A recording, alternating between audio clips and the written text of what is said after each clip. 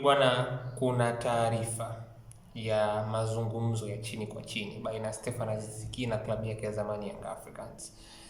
Kuna mazungumzo yanaendelea.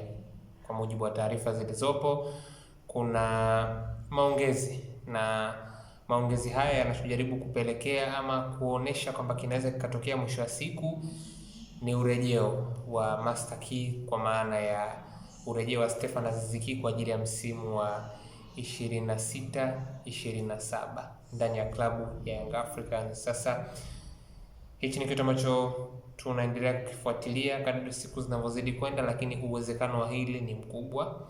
Nafasi hiyo ipo kiukweli na inaonekana inakotokea, kwa sababu Young Africans tangu wameachana na Azizi hawajapata mtu wa kuwahakikishia output ambayo Azizi alikuwa anaitoa, hasa kwenye ule mstari wa viungo wa shambuliaji.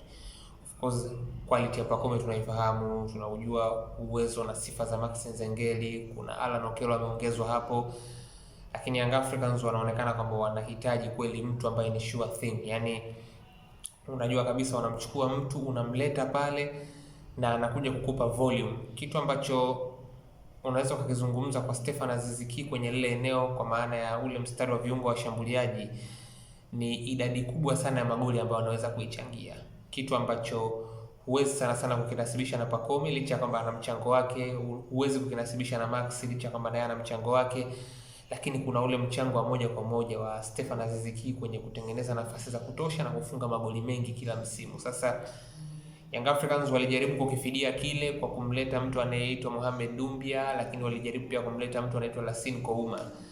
Wote hao walikuwa wanajaribu kuja kutumika kama namba 10, lakini mwafaka wao unaonekana kuwa umeshindikana. Sasa amekuja Alan Okello, mwafaka naye unaonyesha ni kama vile Yanga wanataka kumtumia kama namba 10 mwisho wa siku, na ndio maana kuna Buba Jame ameletwa pia, lakini hilo haliondoi uwezekano wa Stefan Aziz Ki kurudi.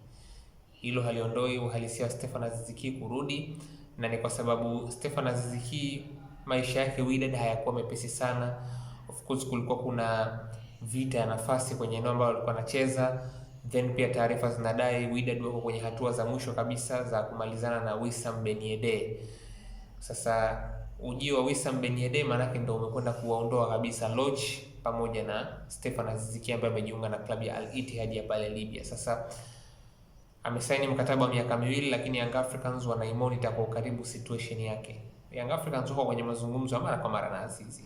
Kumekuwa kuna mazungumzo endelevu tu ya vitu tofauti, lakini hivi sasa kuna mazungumzo pia ya kujaribu kuangalia uwezekano wa kumrudisha mwanzoni mwa msimu unaokuja awe katika uzi wa kijani na njano. Hichi ni kitu ambacho viongozi wa Young Africans wanataka kuona kinatokea kiukweli, kwa sababu wanaona kama vile hii nafasi bado ina uhitaji wa mchezaji mwenye quality kama ya Stefan Aziz Ki, ambaye ni a sure thing, ni mtu ambaye ameprove kwamba unapomleta katika club kama Young Africans kwenye mazingira ambayo ametoka kufanya vizuri, maana hakuna shaka kuhusu kile ambacho atakuja kukileta mwisho wa siku. Kwa hiyo ndio habari iliyopo. Sasa wewe unasemaje? Stefan Aziz Ki nafasi yake unaiona arudi, au Young Africans wafanye utaratibu mwingine, labda wajaribu kumpa Okello nafasi kama namba 10 kisha atazamwe winga mpya, au ndo katika sehemu ya kujaribu kutengeneza upana wa kikosi kwamba ukiwa na Okello kama namba 10 ukawa na Azizi pia ni sawa, au matumizi yao yatakuwa tofauti? Lakini almuhimu hiyo ndio habari iliyopo. Stefan Aziz Ki uwezekano wa kumuona tena msimu unaokuja pale Jangwani upo. Kaa tayari, hili linaweza kutokea mwisho wa siku.